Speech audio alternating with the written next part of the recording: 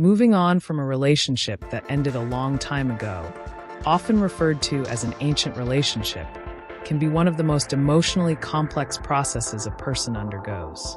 Despite the passing of years, memories can remain vivid, emotions can resurface without warning, and the heart can still carry weight from a love long gone. This emotional residue lingers because relationships, especially those that were intense or formative, have a way of weaving themselves into the fabric of our identities. Even after time has dulled the initial sting, the scars remain, sometimes hidden beneath daily routines and other times exposed by the most unexpected triggers.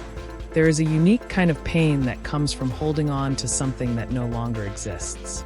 It's not the sharp, immediate ache of a fresh breakup, but a dull, persistent yearning for something that once was, and in some corner of the heart, still is.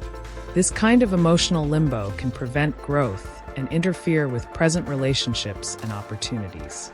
It is essential to recognize that while the past may have shaped who we are, it should not define where we are going. Letting go of an ancient relationship does not mean forgetting it or denying its significance. It means accepting its place in the past and choosing to live fully in the present.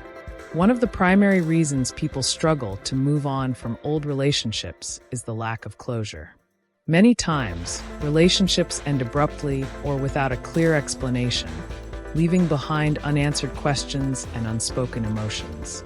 The mind, in an effort to make sense of the past, often replays conversations, reimagines scenarios, and clings to the possibility of different outcomes.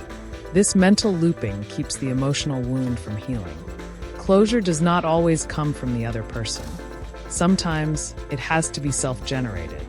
Writing a letter to the ex, even if it is never sent, can be a therapeutic exercise. It allows one to articulate feelings, express forgiveness, and formally acknowledge the end of that chapter. Over time, the brain has a tendency to romanticize the past. We remember the good times vividly while subconsciously muting the pain and the problems. This selective memory can make an old relationship seem far better than it actually was, especially when current life circumstances are challenging or lonely. It is crucial to counteract this nostalgia with a balanced view of the past. Reflect on the relationship honestly. What were the real reasons it ended? What needs were not being met? What patterns were unhealthy? Remembering the whole picture helps dismantle the pedestal we might have placed the relationship on. Moving on also requires addressing any lingering regrets. Regret is a powerful emotion that can anchor us to the past. Whether it's regret over something said or unsaid, done or left undone, these feelings can fuel a cycle of self-blame and longing. Forgiveness is key here, forgiving the other person, but more importantly, forgiving oneself. Acknowledge that you did the best you could with the knowledge and emotional tools you had at the time. Growth often comes through mistakes, and every relationship, no matter how it ends, teaches us something valuable. Another common barrier to moving on is the entanglement of identity. In long-term or significant relationships, individuals often grow together, and in doing so, their identities become intertwined. After the relationship ends, it can feel as if a part of oneself is missing or undefined.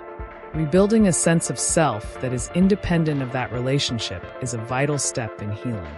This may involve rediscovering old interests, exploring new hobbies, forming new friendships, or even changing routines and environments. It's about becoming whole again, not as who you were with them, but as who you are now.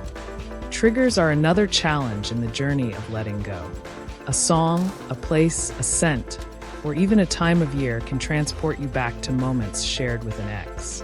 These sensory memories are powerful and involuntary, but your response to them is within your control. Instead of avoiding them entirely, try to reframe them. Create new associations. Visit that favorite spot with friends or listen to that song while doing something joyful.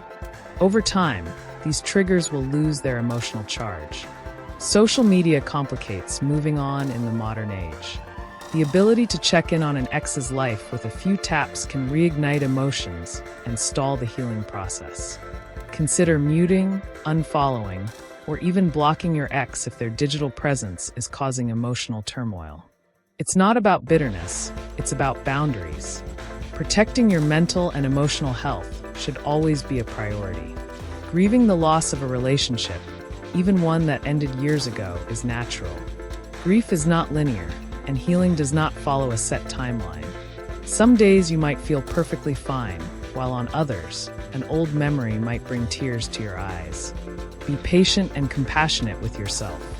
Progress may be slow, but it is progress nonetheless. Journaling can be a powerful tool for tracking your emotional journey. Seeing how your thoughts and feelings evolve over time provides encouragement and insight. Engaging in therapy can also be immensely beneficial. A therapist provides a safe space to explore unresolved feelings, challenge cognitive distortions, and develop strategies for moving forward. Sometimes, just having someone validate your emotions and guide you through them can make all the difference. Opening yourself to new relationships is another part of moving on, but it should come from a place of genuine readiness, not from a desire to fill a void.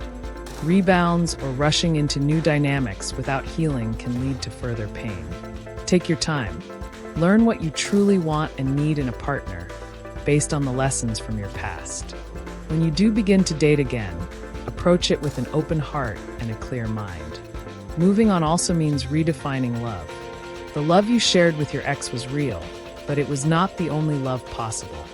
There are infinite ways love can manifest in your life, through friendships, family, passions, and yes, new romantic connections.